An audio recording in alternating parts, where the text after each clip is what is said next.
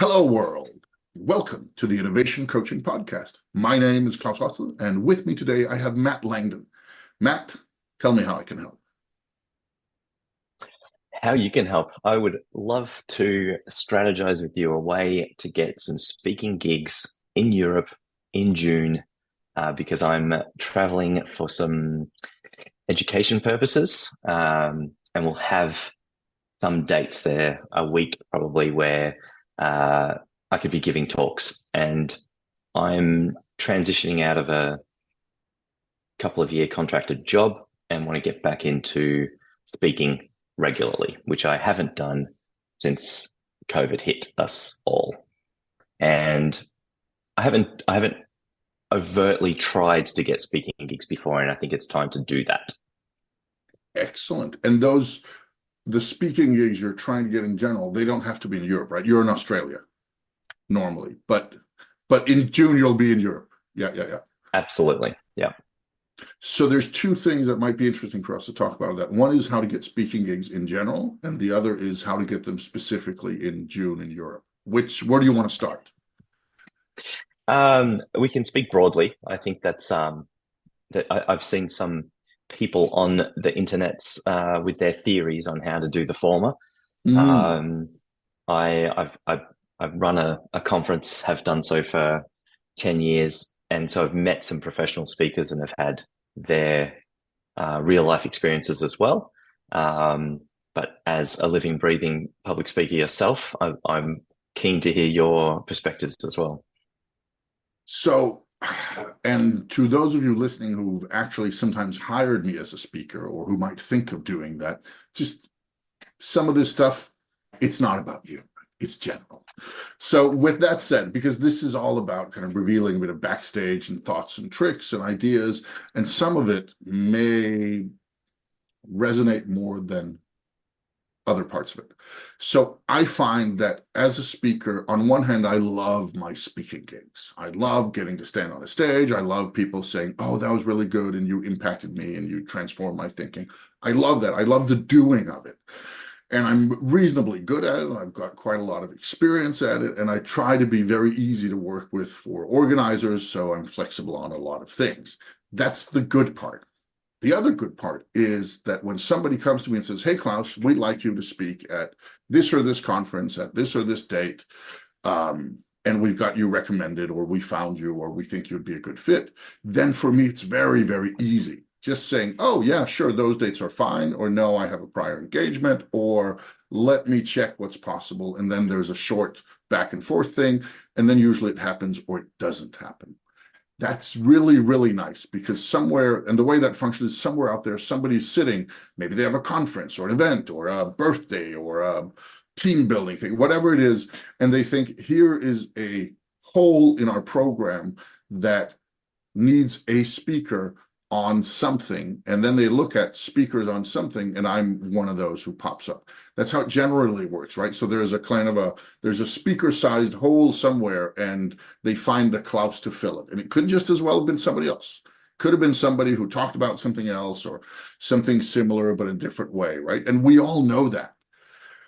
Now, the more people you have out there who know that you exist and who think you might be worthwhile, or who've gotten you recommended or have used you before or that sort of thing, and who happen to have these events, the more of these you'll get. If there's 1,000 event organizers out there right now, well, some of them will have events in October, and some of those will be needing a speaker, and some of those will be on something that one of us is good at, and some of them will actually reach out, and then it goes. So that is, to some degree, as long as you receive, or not receive, as long as you give good impressions and are clear in what you're doing, it's a numbers game. If 10,000 people are considering you, then there's more than if 1,000 or if 100 or if 10. The tricky part is, how do you get to be on that mental short list? And this is where it gets complicated, because I've found that there are several things that do it. That one, it's actually not necessarily an advantage to be too close to people. It can be, but whenever people are too close to us, they tend to lose a bit of their exotic charm, right? And that doesn't mean we don't want them to do things. You might have a friend who's a brilliant speaker, or somebody might know you as a brilliant speaker, but because it's also your friend Doug and you barbecue on Saturdays, and that was not an Australian accent, so let's just, I don't know where that came from, but there's a lot of mate involved and a lot of let's have a beer. And then when Doug says, hey, I'm doing this conference next week, Matt, could you come and be one of my speakers? And I said, sure, give me 10,000 Australian dollars and it's a deal. He goes, whoa, whoa, because that changes the power dynamic between you also over those stakes. Because he knows that for you getting on stage, it's fun, it's not that much work. So he's judging your effort, not your expertise. Absolutely. And that goes whether you are a plumber or you are a consultant or you're a lawyer. The better we know people, the more we judge their effort rather than their expertise. Now, of course, with a plumber, if you call your friend who's a plumber, you call Gertrude to come and fix the sink, you can be as good friends as anything, and you were just on a skiing vacation in Italy, but she's still sweating under that sink for hours, and she's wrestling with what seems to be like a water alligator. And at the end of it, the sink is finished. And of course you pay her because you respect the effort. You also the expertise, but of course you respect the effort. Now with Doug, he sees not a lot of effort for you getting on stage and being applauded and underwear thrown at you by wild participants going crazy. So he's thinking, sure, I'll pay you some money, Matt, but 10,000, really? Where somebody who doesn't know you, who doesn't have that relationship, they're willing to pay for the expertise. They're willing to pay for like, okay, this guy's really good. We're lucky to get him. And it may be the same conference. That's a relationship thing. I found that with geography too. So if you're in someone's backyard, whether you know them or not, but if you're in their physical space, that you're less of an expert, you're less Yes, exotic. exactly. You're less exotic. And it's because of course, right? And it's if Doug thinks that you can take your car and drive for 10 minutes, be at his conference, get on stage, be wowed by everybody, there's 1,000 people in the audience, and then you leave, he thinks, why should Matt get $10,000 for that? Where if you travel by plane to Paris to meet Francois and Yvette, we're doing a conference on Le Hero, right? Matt does stuff with heroes. And then they can understand why that should cost money. And also, they don't know you. It's not like you're used to them doing you favors or they grill your steaks on Saturdays. So there's no prior relation. Now, the tricky thing is that Doug will trust you. Doug will have a good idea of what you do and say, oh, you're perfect. Where right now, Francois and Yvette don't know you exist. Right. So the tricky part is the more we know somebody, the more we want to pay them for effort rather than expertise. While the more we know them, there's also a chance we know they're actually a good fit for the thing. That's tricky. Yep. And it helps if you start out with a professional relationship, right? There are people I today work with and consider friends who were the first time we met, they paid me money to do something. And that meant the second time they asked, there was an understanding that money would be involved. But to be honest, it's also some of those where if they came and said, hey, Klaus, we're doing a thing, and I know I said you get 8,000 euros, but it turns out that was a different line item, and you're on the program, and I'm really in a binder here. Can you do it for free? I'd say, sure, of course I'll do it for free because we're friends and I'm helping and I understand things. Or if it's some random dude calling me up and said, I put you on the program and we've agreed on 8,000, and it turns out there's zero. So how about that then? Then I'd have to think longer about it, right? I might still do it. I might still say, you know what, I respect that, stuff happens, but I'd have to think more about it. So cultivating relationships, but also realizing that the ones that are really close and trusting, they're not necessarily going to pay you. However, what they will do, they will recommend you. Your best sales force, especially in high ticket items like speaking and high specialty items like expertise. You could do a Facebook video or have a campaign on TikTok, or you could do something on LinkedIn. Yes, but your best sales force is your network. And Doug, who wouldn't dream of paying you 10,000, he would happily say, when Francois and Yvette, who he knows, when they say, hey, we're doing this thing, it's about morale and it's about putting it in there. And we need somebody to talk about heroes. Says, you know what? I know Matt, and he's good. And I think if I put in a good word, you might even get him for 10,000 plus plane tickets, business class, of course. Of course. And they're like, oh, you know Matt Lan? Because suddenly now Doug's a hero. Right. Right? If you had Brad Pitt's phone number and you could get him to go to people's conferences, everybody would be like, hey, Matt, is it true you can get Brad Pitt? Maybe. Let's talk more, right? Where if you're calling Brad Pitt and he says, sure, I'll charge you 200,000, I'm happy to come, Matt. You're like, yeah, maybe not so much. So that's a key dynamic here is what does the relationship look like? And the more you know people, the harder it is for them to accept paying for the expertise rather than the effort. However, there's more trust. So there's sometimes, often actually, I find better ambassadors than they are buyers. Now, if they're using somebody else's money, that makes it easier, right? If Doug has suddenly joined a new company and he's given a budget by some boss who wants him to do a Funny Friday or a learning event, something like that, then there's a much bigger chance that the purse strings will be opened because then it's not Doug's money. And then it's very reasonable that the company pays. Then Doug doesn't want to stiff you. Doug's a good guy. He just doesn't want to pay. But he doesn't necessarily mind that the company pays, especially if it's big. It's not if it's his friend's company that they're running a startup. No, then it's the stake rates. But if he's joined Mask or something huge, right? And then suddenly he's like, okay, well, part of my job is getting in good speakers, Doug. You're a good speaker, Matt. Here's money. I'm happy that for once I can pay you what you're worth. Right. So make friends, get them into big companies. Bob's your uncle. No, but that's just so. And the reason I really pummel that in, and I've even made a YouTube keynote video about one of my innovation keynotes, is about exactly that. Because it is so damn important. And people tend to do this wrong because they think, now I'm going to sell to my network. And it's possible, but it's tricky, and it's much better if you're selling something with a lot of effort. It's much better if you're a plumber selling effort to your friends than if you're a speaker, because everybody understands the sweat of Gertrude under the kitchen sink and wrestling the alligators that were somehow in your water pipes. Where very few people understand why those $10,000 should be yours for getting on stage and having fun. Yeah. So my thinking thus far before talking tonight is that I do have a dozen people that would make sense to contact in various places in Europe, some educational facilities, some in big companies. What would your reach out to them look like? Is it very detailed about this is the kind of thing that I'm wanting to be doing?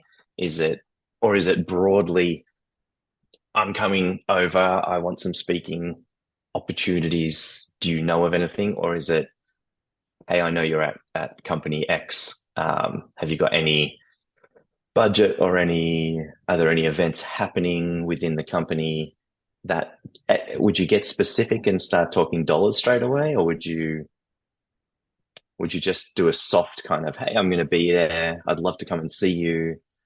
One way for me to come and see you is to have a speaking gig where you are. So I think on that here, I've changed my thinking because I've tried to do this sort of thing when I was in a different country and I'd reached out and I'd said, hey, you could do a thing. And I found that going somewhere exotic is a wonderful way to get meetings, right? If the further you travel, the better. Somebody I interviewed at some point said, if I travel half an hour, people won't really change their schedule to meet me, but they might do it if they have time. If I travel across the continent or across multiple continents, people will completely clear their schedule for a meeting because of that. Not the exoticism, but the effort, right? You're coming all the way from Australia. Of course, I'm going to cancel that thing I'm going to. And of course, I'm going to take half a day off work because I get to meet Matt. Where if it's like half an hour down the road, you're like, hey, dude, I could come over. It's like, yeah, but I have a life. So yes, that the other thing I've realized is that I've failed miserably at getting a lot of speaking gigs out of that. I thought naively, right, that I know all these people, all these places, that if I say I'm going to be in Helsinki here, or I'm going to be in Berlin here, or I'm going to be in New York here, so you can save the airfare if you want to get me in, and I'll do something. It could be a lot of stuff because I can do a lot of stuff. And turned out people were very enthusiastic about the idea, but nobody bit. Where what I've since come to dive into much further is that it's because I wasn't making it easy for people. Where imagine I come to where do you live, man? I know you live in Australia, but it's a big place. Yeah, outside Melbourne. Outside Melbourne. Imagine I write to you, hey Matt, I'm going to be in Melbourne. I'm going to be there on September 4th to September 6th. It would be really nice to get somebody to pay some money, and you know people who have money or are people who have money. How about it? Then you might say, oh, here's an opportunity. I'm going to set up a speaking gig with Klaus. I'm going to take care of logistics and participants and payment, and then either split the money or say, here, Klaus, here's 3,000 or 2,000 or 200 or wherever we are, right? 50,000, wherever we are. But that's a lot of work for you. And that only works if I have like the Brad Pitt quality going on. If you know that you set this up, people will flock to the banner and say, holy crazy, Matt, you've got Brad Pitt coming in to talk about his career and how it can benefit us as business people. And tickets are $49. I'm in, right? But most of us, including me, we're not Brad Pitt. So you might have a couple of people saying that for me, because I do have a little bit of a rep, and I do have some people in Australia who probably come and want to listen, but not that many. And suddenly it's not really worth your while. Where instead, so because that's all the work is on you, I'm just saying, I'll be there. Yeah. And could you make something happen? Where if instead I say, hey, Matt, I'm doing this thing where for $3,000, I hold a public speaking workshop. And I'm going to be doing it in Melbourne. I have a location picked out, but I need 15 signups for it to happen. Now, I'd love to do it. I'd love to invite you to it for free, of course, and I'd love to eat dinner afterwards. But if I can't make this happen, I'm not swinging by Melbourne. Then I'll stay in Brisbane. And then you say, well, you know what? I think I can poke some people, and I think I can get that 15 tickets, because it's now no longer your risk. Yes, you're helping, but it's not really a big thing. And if it doesn't happen, then it doesn't happen. And even better is if I say, hey, Matt, you work at a big company. I'm going to be doing some one-on-one coaching sessions. Now, normally my coaching is $300 for an hour, and we've done that before, so there's trust and value. But since I'm going to be there, I'm trying something new. I'm trying something called dinner coaching. So essentially it's 100 instead, and then we eat dinner also. So what do you say? And then you can say yes or no. And maybe you say no, because the dinner is going to be more expensive and it's not going to be on my time and I'm busy. Or you say, you know what, I think that sounds great. But the more specific you can make it, the easier it is for people to say yes or no to.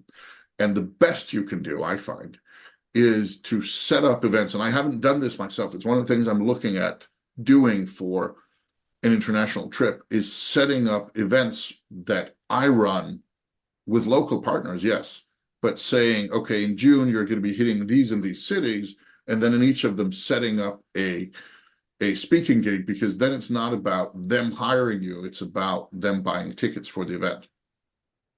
June 7th, Rome, Matt Lan, Modern Heroes, how and why.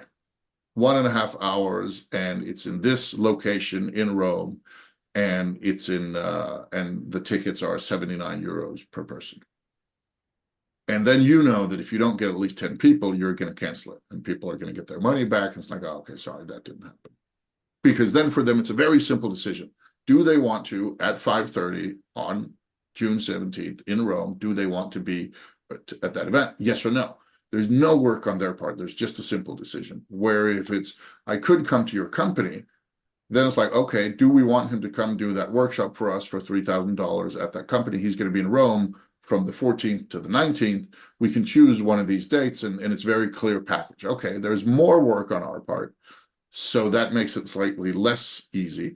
Or all the way to, I'll be in Rome, I'm open to stuff, just give me money. Yeah. Is like, okay, but that's all the work on our part, and what is it, and who could it be, and blah, blah, blah, right? So it's on who does the work. One thing is the money, but the other is who has to do the work, who has to do the thinking. And I found there that the more you can make it easy for people, the more chance they have of saying, oh, the money's fine, and I don't have to do the work. Unless you're Brad Pitt, right? Or whatever the Brad Pitt in your industry area, etc. Yeah. Because then it's planning and time. And it's exactly the opposite of when you're normally hired as a speaker, where they say, we know what the time is, we know what the event is, we know what the problem is, we know what the solution is. It is a speaker about the subject, and it could be Matt. Where the other one is, we have Matt. What do we do with him? Well, we could do an event for the leadership. We could do training for the sales force. We could do a town square. We could do a weird debate on the street, or like all these sorts of decisions and ideas, and tricky, right? Make it easy. Yeah. I really like the idea of just being there and selling tickets to a thing that maybe someone's given us a space to meet or something, but it's the onus is on me to provide, and then maybe to buy a couple of tickets or let people know what's happening. And as you say, if it doesn't work, it doesn't work. But if it does work, yeah. Right? And they might also, there's another thing that it also signals that you have an audience. So if you write out that you have on your speaking tour, Rome is June 17th, one of these people at some local company in Rome who might want you for a specific thing, there's a chance they'll reach out and say, hey, Matt, we see you're doing this gig in Rome on the 17th. We'd like to run a workshop on the 18th, and we think you'd be a good speaker there. Could you do that, or have you traveled on? That's a very different conversation. Yeah. Yeah, right. Yeah, I like that a lot. I imagine that trying to find conferences on those dates in those various localized areas is a waste of time, right? Tricky, right?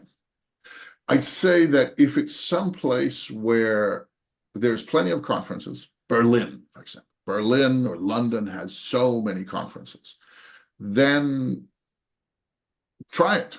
There are even web pages that aggregate these things where they take in proposals, especially if you're in good time. Right. So there's one, but the tricky thing there is you need to hear about them, and you need to be somewhat relevant, and you can easily spend a ton of time doing it. I sometimes do that. I look at what events are in an area if I know I'm going, but I'm always too late. Rarely I do it. And on the plus side, I found I did this for a Danish wedding conference, and I found randomly this was within biking distance. So it was like the reverse travel here.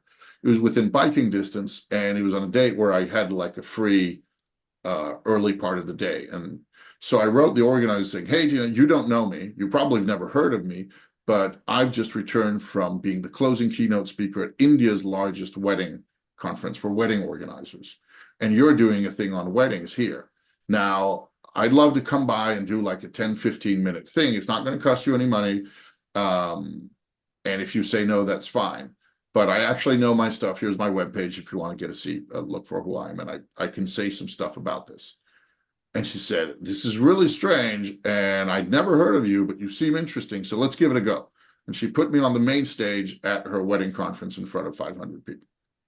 Now, there wasn't any money, but so that made it easier for her to accept. I said, I'll do something short. That made it easier. I'd already proved, or at least given her some idea that I knew some stuff, because she knows the Indian wedding industry is a bit bigger than the Danish one. And if I just been a keynote at that, maybe I wasn't terrible. Right? So she took a calculated risk, but it was still, it was me writing, and then she put me on the program. But I think part of that is also that I happened to have a story that worked with what she was doing. Right. Yeah. And if you have a way of inserting yourself, if you can say, this is why it's relevant to you, you have an advantage that what you work with is something that is relevant to any industry. It might not be relevant to any event, but it's relevant to any industry. Yeah. So if they want to, they can fit you in.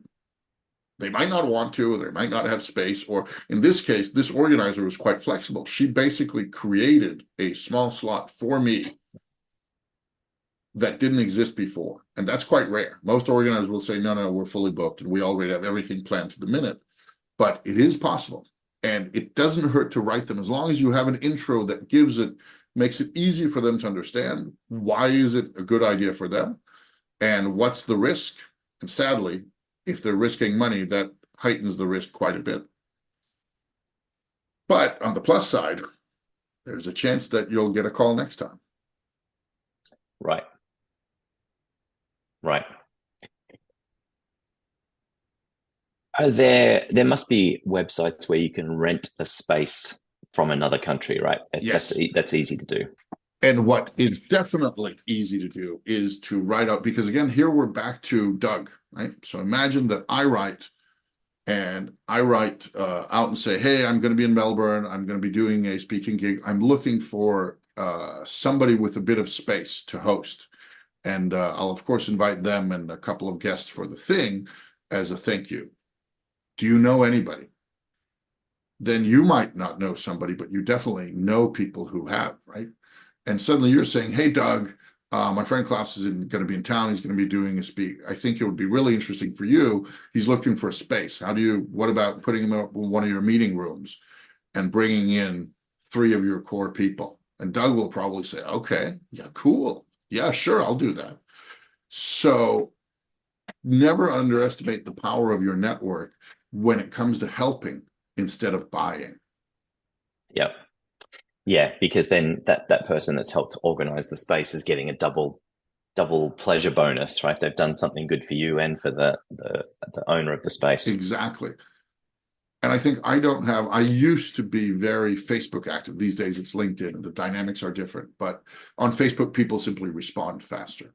And some years ago, I was in US East Coast and I was doing a unplanned visit to California to do some meetings in Los Angeles. And I didn't have a place to stay. And I was trying to keep budget low. So I wrote out on Facebook, hey, does anybody in my network have a couch to spare in Los Angeles for the next 3 days? And within 3 minutes, I had somebody hooking me up with a friend. And within less than 10 minutes, I had talked back and forth with that friend. And I now had airport pickup, 3 days of lodging on a guest sofa, and an offer to come with her to work because she worked as a product manager at Disney and was the one in charge of StarWars.com. Thank you, Garrett. Right. That, yeah. And since became a good friend and ended up going to the College of Extraordinary Experiences as one of the early professors, and is pretty awesome. So that sort of thing is, you're not here looking for a sofa, but you're a little bit looking for a bigger sofa. And suddenly that's helping. Yeah. Very happy to help. Yeah, absolutely. And then it's tapping into the existing people who are interested in hearing me speak broadly. Yes. And if they're in a different country, they don't usually get to hear me. And then maybe they bring their friend or a couple of friends or their entire department. Right? Yeah. That's also an option, right? Because some of them will have entire departments. And then you've got an audience. But a lot of it is, I found, incredibly random driven. It's very much based on what's on people's minds right at the moment they get the offer. We tend to think of the fact that, oh, okay, we craft this thing, this offer or this idea or whatever it is, and then people take a very deliberate and rational look at it and decide based on criteria and blah, blah, blah, and then they make a decision. Where the reality is much more, they're scrolling on LinkedIn in this case, and they've just had an argument with their daughter because of reasons unknown. I have a daughter, you have arguments. It's part of it. And I don't think it's going to get any better when she gets older. And then suddenly they're just browsing and something pops up and they watch a commercial and somebody clicks and then they open the window again like, oh, there's something. Oh, click buy, go. Right. Oh, it's in my city. Oh, he seems interesting. Click buy. Oh, or this reminds me of the talk I had with Josh last week. Hey, Josh, should we go to this thing? Or some of it is that deliberate decision, but so much is just randomly driven by the moment. Right. They're right now wanting the daughter said, Dad, you're not my hero, and suddenly pops up on LinkedIn something about being a hero, and you're like, damn, I am. I want to do this thing. Right. Where if it had happened the day before, they would just have thought, who needs heroes at work? What is this, the 15th century? And the day after, it would have been forgotten and they'd have moved on to something else. Absolutely. And I guess the last part of that strategy is finding out how much a ticket to a thing costs in the city that you're in, right? Yes, yes. Well, yes and no, because then we get into pricing. And we're going to do that without going too deep into pricing. There's essentially 5 prices, no matter what you do, whether it's speaking or it's concert tickets or it's selling oranges, whatever it is. There's 5 prices. There's the reasonable price that people who understand the market know is reasonable. As you say, what do events cost in your city? Now, that only works if you feel it's like something else. If you're constantly looking at what do foreign speakers talking about heroism cost in my city, then you'll have an idea if it should be 29, 20, 39, or 79, or 299. But since few people have that expertise, then it's instead going to be one of the other prices, which is how does it fit my budget? Do I feel it's a lot of money? Because just like there's the reasonable price, there's the cheap price. There's Ryanair, there's discount airlines or discount lawyers or discount supermarkets. And we know what a discount orange costs in our hometown. But we also know what a reasonable one costs, and we know what a premium orange costs. Because when it comes to oranges, most of us are expert consumers. We've bought oranges before. It's not like, oh my God, what is this thing? We call it a supermarket. Oh no. But so we understand that. Then there's the ridiculous price, right? There's the too high and the too low. This orange costs 2% of what we'd find reasonable. That's not cheap. That's suspicious. Or this one costs 10 times as much. That's not premium. That's weird. Now, that's because we know. So you might have a feeling for what an event costs in Melbourne, but most people won't have, because what sort of event is it? Are they looking at apples and oranges? Well, there's a big difference between, is it a rock concert or is it a corporate event or is it a bowling evening? So one is they're probably not that aware of what the market looks like with the sort of thing you're offering. And that means they're going to do something else. They're going to judge on what does their budget look like? And how do you compare with that? Because if you say it costs 39 euros for a ticket, it's in Berlin, somebody who makes 1,000 euros a month is going to think, that's 4% of my monthly budget. And after rent and food and so on, I want to use those 4% on something. No, this is too expensive. 9 euros we could talk about, but this is too much. On the other hand, somebody who makes 10,000 euros will think, this guy, that's too cheap. He's probably a hack. Because they don't know what is a reasonable price or a cheap price. They don't, and all they can do is look at your packaging. Do you seem cheap? Do you seem expensive? And look at their own budgets and say, yeah, this is, you often hear people say, not, this is a lot of money, which is an objective statement based on your own experience, right? Do you want to buy a new roof or solar panels or a trip to Maui? Well, that could be expensive or it could be cheap, but you don't necessarily know that unless you know the market. What you can say is, that's a lot of money for me, or, oh, we can easily afford that, which is based on you.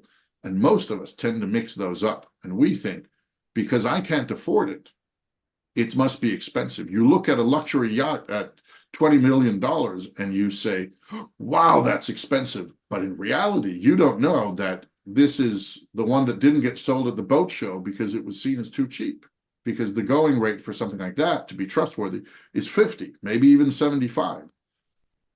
Where the reality is, whether it's expensive or not, we don't know. But what we do know is it's a lot of money. Yeah. And people mix those up. So especially if they don't understand what the market is, then they tend to think, is it too much money for me? Then it's expensive. Or is it too little money for me? Then it's cheap. So you're going to hit, depending on who you're going to hit, you go there to Berlin and you announce it, and it costs 29 euros. You're going to hit one audience. Yeah. It costs 9 euros. You're going to hit another. It costs 299. You're going to hit a third audience. And if it costs 29.99, 3,000 euros per ticket, you're going to have people saying, huh, I thought this guy was good. But apparently he's too cheap. But you're going to have a different group of them. You should write a pricing book. I should, right? I should. That would be smart. Yeah, I think I'm really glad we talked. This makes a lot of sense to approach it this way, and it's potentially offering two, right? If I'm in Rome one week and I'm in Madrid the next week, offering two different sessions, and then it looks like it's a thing too. If it's happening twice, then it's a thing. Then it's Matt Lan European tour. The tour, yeah. And I am pretty sure, like, let's see, we see one of these band things, like somebody Metallica or something like that. There's like, they're on European tour and they're going to be hitting Dusseldorf here. They're going to be hitting Madrid here and Rome here and Bucharest here. I'm pretty sure that if you are a Metallica fan with money and it's your uncle's 60th birthday and he loved Metallica since the 80s, then you're going to reach out to them and say, hey guys, I see you're in Bucharest on the 17th. And you're in Rome on the 15th. What are you doing on the 16th? Because we live in Bucharest and my uncle has a 60th birthday and I'd like to hire you for a private concert. Right. Sure. Can they afford it? Do they want to do it? That's a whole different discussion. But the thinking is there, right? Can I catch them while they're on tour? Yeah. Yeah. Yeah. Yeah, I'm picturing it already. The tour T-shirt. Exactly, Matt Langdon, European Hero Tour, European tour, the 2024 version. 2024. Matt, we're about to round off, and that means that I want you, as the last thing, the two things I want to do. One is I want to thank you for bringing your, shall we say, your challenge to the public. That takes courage to do. I know you're a hero and you deal with heroes, but it takes courage to do. And thank you for that. And the second thing I want you to do is I want you to take a moment and think and say, what are three things you take away from this call? Three pieces of inspiration or provocation or learning or ideas. And I want you to do that both so I can learn, which is useful. Also, so maybe somebody in our audience can say, yeah, I don't agree, or okay, I get that. And finally, so it has a better chance of sticking in your head. So we're going to produce a memory anchor. I can do that. I think I can do that. I can start that. Thank you for having me. You're welcome. From my perspective, taking that challenge, I read the call out and thought I can throw my challenge out there.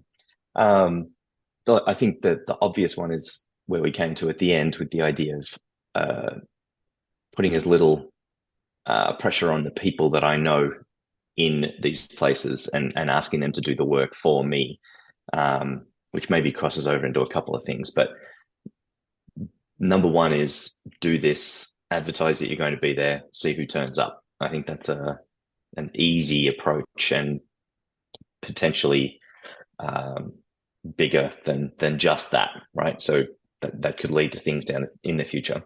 I think right at the start, the idea that really I need to be known to get these gigs. So the idea of doing this in 2 months relies on what exists about me already, and people's impressions of me. So the work I need to do for the next time this happens is get more speeches, more people referring, more evidence online.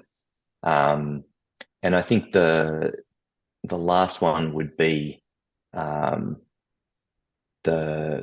switch you did, in my thinking at least, of me thinking I can get people that know me and like me and respect me to do something for me.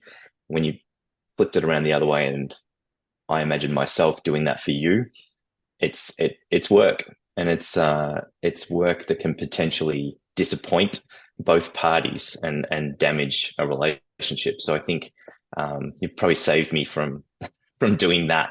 I think that's really useful to think about. That, yeah, if someone asked me to do that, my God, how would I do that? Am I going to disappoint them if I can't do it? Am I going to disappoint the other relationship I have here that's working on getting you here? So yeah, I think those are the three things. Thank you for that.